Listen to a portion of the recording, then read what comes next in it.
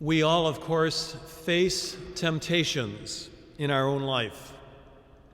Some successfully, others not. There is a story of a woman who was shopping for a new dress and found the most stunning creation she had ever seen. But it was outrageously expensive, $500. But she knew she just had to have it. If she didn't snap it up right away, it would no doubt be gone within the hour. Despite the mortgage and many overdue household bills, she bought it. That evening, she modeled it for her husband. "How much did it cost?" he asked. When she told him, he leaped out of his chair and yelled, "How could you? You know we're scrimping to pay the mortgage. What were you thinking?" She explained that she was tempted beyond her ability to resist. The husband said, "When you're tempted, tell the devil to get behind you." "I did," she answered. And he bent close to my ear and said, "It looks great from the back, too."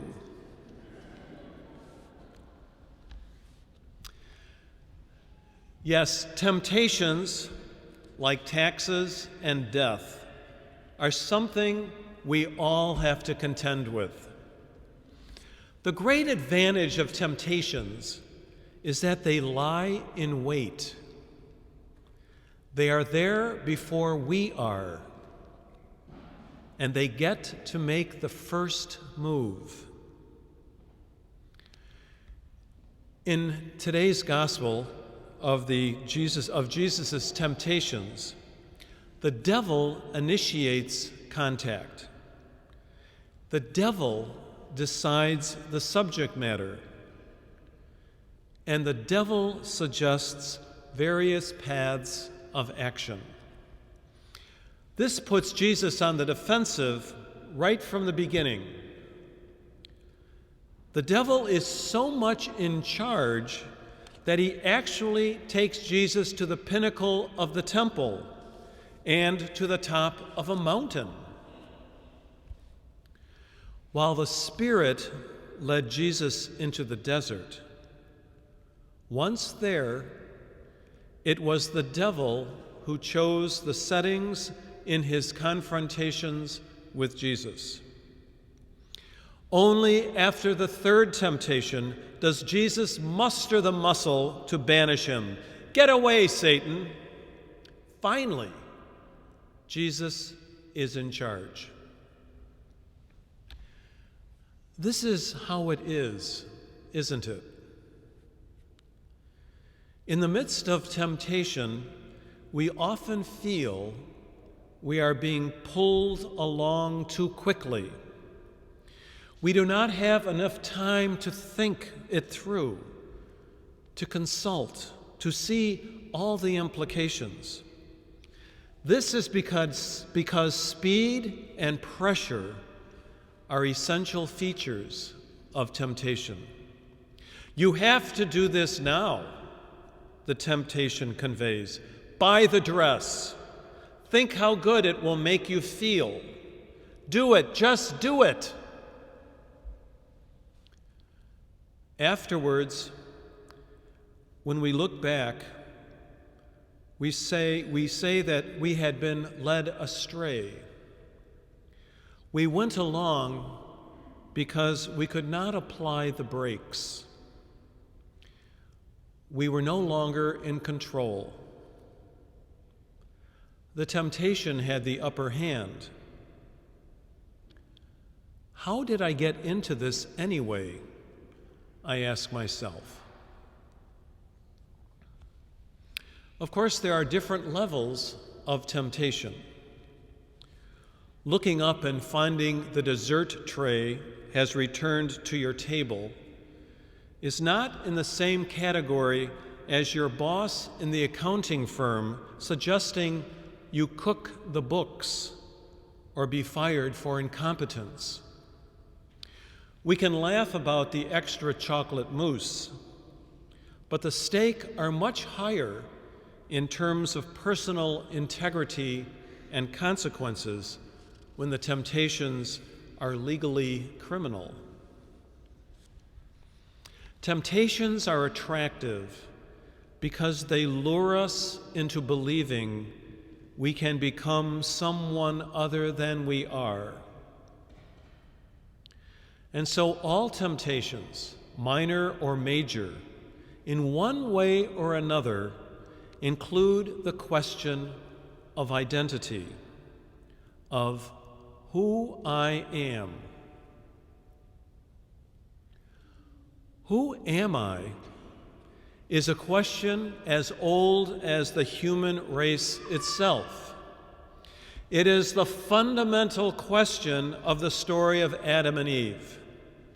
You will be like God, the tempter told the woman. No surprise that neither she nor her husband could resist such a temptation. Who would? Being like God, or playing God, is what much of life today is all about. The temptations Jesus experienced some 2,000 years ago about what it meant for him to be the Son of God have hardly faded over the centuries. We are to worship God alone. Many burn incense at the altar of drugs, sex, gambling, alcohol, money, success. Sheer egotism and narcissism are the motives behind so much that is labeled ambition or initiative. And in the desire for power and wealth, ethical principles vanish as modern society holds moral precepts in low regard. How can I remember who I am when I am offered the tantalizing possibility of who I might become?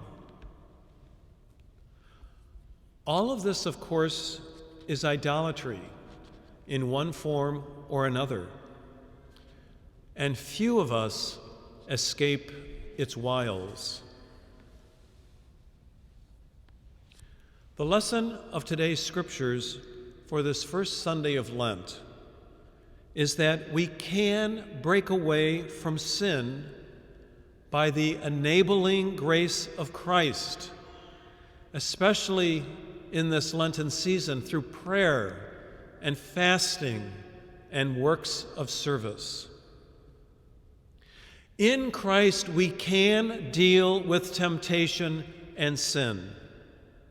Living in the risen Christ, baptized into new life, we are empowered to do so. In Christ, St. Paul says to us today, we see that all evil in the world, every temptation, cannot overcome God's goodness and the abundance of grace that we have received through Jesus Christ. Our readings today invite us to remember who we are. Not God's, but God's beloved sons and daughters, redeemed and saved by Christ, the beloved Son of God, and gifted with his Spirit.